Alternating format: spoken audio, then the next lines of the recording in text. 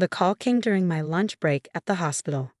Mrs. Bennett, this is Principal Hayes from Riverside Elementary. There's a situation with Lucas.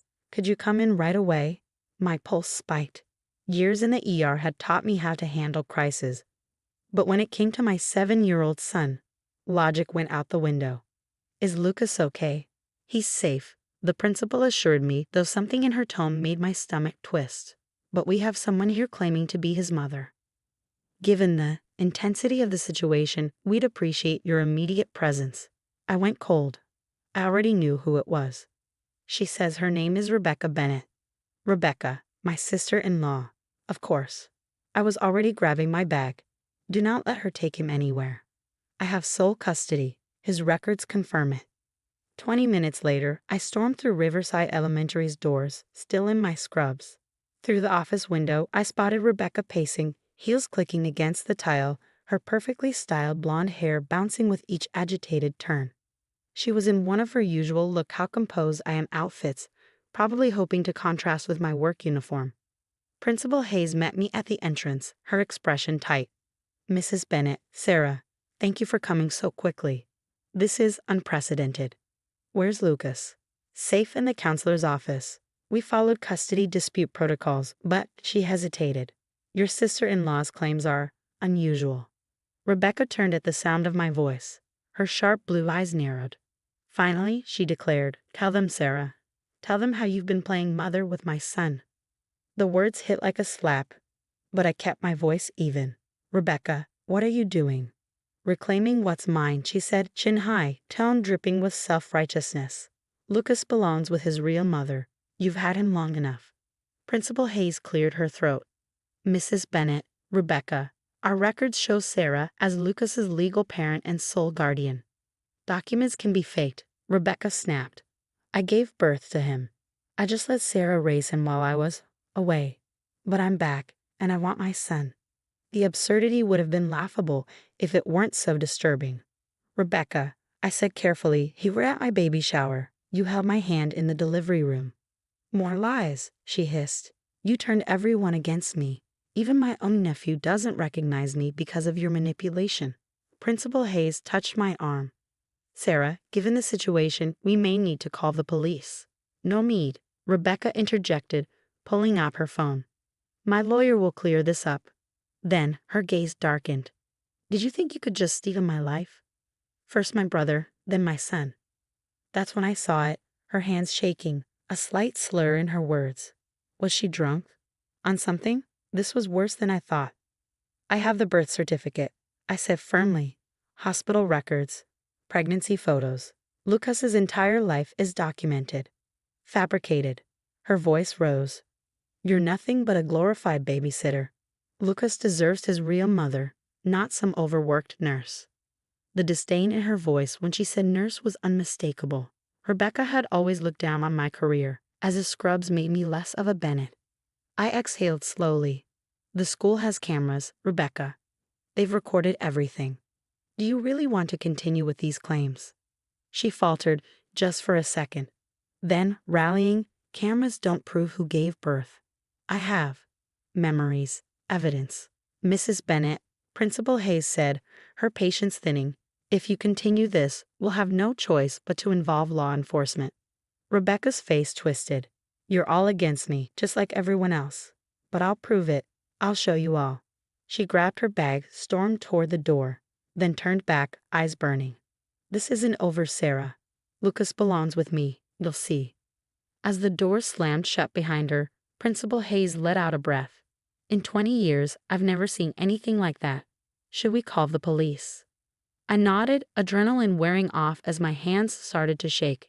Yes, and I need to call my lawyer. Something is seriously wrong. She's never claimed to be Lucas's mother before. Mom? I turned. Lucas stood in the doorway, hair rumpled, his small face tight with confusion. Was that Aunt Rebecca? She was saying weird things. I pulled him close, breathing in his familiar scent of crayons and grape juice. Yes, honey, Aunt Rebecca isn't feeling well right now, but everything's okay. But as I held my son, I knew this was far from over. Rebecca was unraveling, and whatever came next, I had to be ready. The next few days blurred into a storm of legal meetings and security upgrades. Maria Gonzalez, my lawyer, wasted no time cutting to the heart of the matter. Rebecca's actions at the school constitute attempted custodial interference, he said, her eyes scanning the security footage on her laptop. The cameras caught everything: her false claims, her erratic behavior, and what looks like intoxication. We can file for a restraining order immediately. I pressed my fingers to my temple, exhausted. But why now? Why claim to be Lucas's mother after 7 years? Maria shut her laptop with a decisive click. From what you've told me about her divorce and behavior changes, she could be having some kind of breakdown. But our priority is keeping Lucas safe. That evening, as I helped Lucas with his homework, my phone buzzed. A text from my former mother-in-law, Patricia. Rebecca showed up at my house. She's making wild claims about Lucas. What is going on? Before I could respond, another message appeared. She has hospital photos. She says they're from Lucas's birth. Sarah, I'm worried about her. A cold weight settled in my chest as I called Patricia. She answered on the first ring. Sarah, thank God. Rebecca's not making sense. She showed me these photos, but they're clearly edited. Patricia, she went to Lucas's school claiming she was his mother. We're involving lawyers now. Silence. Then a quiet, shaken breath. Oh dear God. I was afraid something like this might happen. Since her divorce, she's been different, fixated on family, like she's trying to rewrite history. What do you mean? Patricia hesitated. She turned her guest room into a nursery, started collecting baby clothes, toys. I thought maybe she was considering adoption, but now.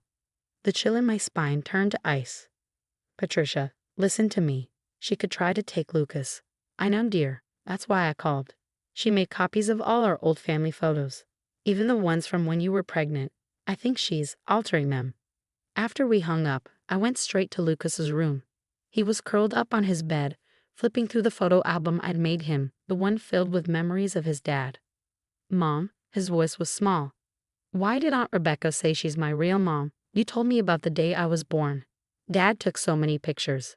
I sat beside him, wrapping my arm around his shoulders. Sometimes grown-ups get confused when they're going through something hard. But no matter what Aunt Rebecca says, the truth doesn't change. You grew in my belly, and your dad was so excited to meet you that he took hundreds of pictures. Lucas chewed his lip. Is she gonna try to take me away? My heart twisted. No, sweetheart. Never. I promise. But that night, long after Lucas had fallen asleep, an email arrived that made my blood run cold. From Rebecca Bennett. Subject: Pro oath. I'm taking back what's mine. Attached were dozens of altered photos, my pregnancy pictures, my hospital moments, all of them clumsily manipulated. My face erased, replaced with hers. I forwarded everything to Maria. Her response came within minutes. Save everything. Document everything. I'm filing the restraining order first thing tomorrow. The next morning, I dropped Lucas off at school, double-checking with the office that no one but me was allowed to pick him up. As I walked back to my car, I noticed a silver Mercedes idling across the street. Rebecca. She rolled down the window, a slow, deliberate movement. Her smile was all sharp edges. You can't keep him from me forever, Sarah. I have proof now. Everyone will see the truth. Rebecca, you need help. These delusions about Lucas. Delusions? She laughed, the sound brittle, unhinged. I have evidence. Photos. Documentation. Even a DNA test. My stomach dropped. What DNA test? Her grin widened. Amazing what you can do with a strand of hair and a private lab. Results should be in any day now. Then everyone will know you're the liar. I pulled out my phone and hit record. So you're admitting to illegally obtaining my son's DNA. Rebecca's expression twisted in rage. My son. Mine. She threw the car into gear and sped off, tires screeching. I called Maria immediately. She stole a DNA sample from Lucas, I said, my voice shaking. She's planning to use it against me. That's illegal, Maria said sharply. And it strengthens our case. This is escalating fast. Has she been following you? I thought of the silver Mercedes that had appeared far too often lately. Yes, I think so. Document everything. Take photos when you see her car. Save every message. We need to shut this down before she does something worse. She was right. because that afternoon the school called again. Rebecca had tried to pick up Lucas. She had stormed into the front office, waving what she claimed were court documents.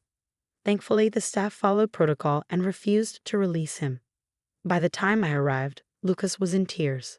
She yelled at Ms. Thompson. He sobbed into my shirt, said she was calling the police. "Mom, I'm scared." I held him tight, swallowing down my own fear. "The school is keeping you safe, honey, and I promise I won't let anything happen to you." As we walked to the car, I noticed a manila envelope tucked under my windshield wiper. Inside were more altered photos, and a note scrawled in Rebecca's sharp, slanted handwriting. "I can prove he's mine. Just wait for the DNA test. Then everyone will know what you did.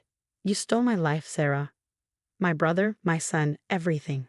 But I'm taking it back. All of it." I took pictures of everything before sealing the contents in an evidence bag, just as Maria had advised. Rebecca was unraveling, and fast. And I had a terrible, sinking feeling that the worst was still coming. Because somewhere, in the shadows of her twisted mind, Rebecca was already putting a far more dangerous plan into motion, one that would force me to make an impossible choice to protect my son. Here's the rewritten version of your story segment with a stronger emotional pull and smoother pacing. 3 days later, everything came crashing down. I was halfway through my night shift when my phone erupted with notifications, security alerts, frantic texts from my neighbor, and a voicemail from the police. My stomach dropped. Rebecca had broken into my house. The security footage told the story in eerie silence. At 2 a.m., she slipped through a back window, moving cautiously toward Lucas's room. A backpack slung over her shoulder, papers clutched in her hand. But she hadn't accounted for the silent alarms. The moment she stepped inside, the system alerted both me and my neighbor, a retired cop who had been keeping an eye out. She called 911 before Rebecca could take another step. The police arrived just in time. They found her standing beside Lucas's bed, reaching for him. By the time the officers burst in, she was clutching her fake documents, screaming her delusions to the world. "He's my son. I have proof. Look at the DNA test." By the time I made it home, the flashing red and blue lights bathed my house in harsh reality. Inside, Officer Martinez briefed me as I stared at the pile of evidence on my kitchen counter: altered birth certificates, forged custody papers, and a shoddy Photoshop attempt at a DNA test. "She's being held for attempted kidnapping," Martinez said. "And given her condition, a psychiatric evaluation is in motion." Lucas had slept through it all, oblivious to how close danger had come. But the next morning, over breakfast, he frowned at the lingering police presence outside. "Mom," his voice was small, "why were the police here?" I forced a smile, brushing his hair back. "Just making sure we're safe, sweetheart." Maria called soon after. "Rebecca's officially undergoing psychiatric evaluation." Patricia gave a statement detailing her erratic behavior. "With the stalking, break-in, and fake documents, it's clear she's been spiraling for a long time." "Will she go to jail?" "More likely, she'll be committed for treatment. And a restraining order. It's permanent." Later that day, Patricia visited. She looked older, the weight of everything pressing down on her. "I should have seen it sooner," she murmured, watching Lucas play in the backyard. After her divorce, she kept talking about reclaiming what was rightfully hers. "I thought she meant her marriage. I never imagined." "She was always jealous," she continued. "Of you, of David, of the life you built. When David died, it was like she couldn't stand that you still had a piece of him." She convinced herself that taking Lucas would fix something inside her. The weeks that followed were a blur of court dates, legal filings, and psychiatric assessments. Rebecca was officially diagnosed with a severe mental break and committed to a facility. The restraining order was upheld. The fake documents and stalking attempts, hard evidence of her unraveling state, ensured she wouldn't be able to come near Lucas again. Months passed. The fear slowly ebbed, replaced by routine and cautious relief. Then, 6 months later, I got a letter from Rebecca's therapist. She wanted to apologize. Maria and I discussed it at length, and in the end, I agreed to a supervised video call. Rebecca looked different, smaller somehow, stripped of the manic energy that once fueled her obsession. Her voice, when she spoke, was quiet. "I'm sorry," she said, eyes downcast. "I know now that what I did was wrong." After my divorce, watching you raise David's son, it consumed me. I convinced myself that taking Lucas would fix everything. But I wasn't well. I swallowed hard. You could have taken him that night. Her face crumpled. I know, and I will never forgive myself for that. It wasn't a perfect ending. There was no neat resolution to undo the past. But as the months stretched into years, Rebecca stayed in treatment and eventually moved out of state, starting fresh somewhere far away. Lucas still asks about her sometimes. I tell him the truth that his Aunt Rebecca got very sick, but is getting the help she needs. The security cameras still record. The alarms still stand ready. But now, they're just precautions, not lifelines. Because in the end, love, real love, not obsession, proved stronger than any lie. Stronger than fear. Lucas is 10 now. And sometimes, when I see him smile, his father's smile, I remind myself of this. We don't protect the ones we love by holding them too tightly. We protect them by standing strong, by choosing truth over fear, and by never letting the past dictate the future.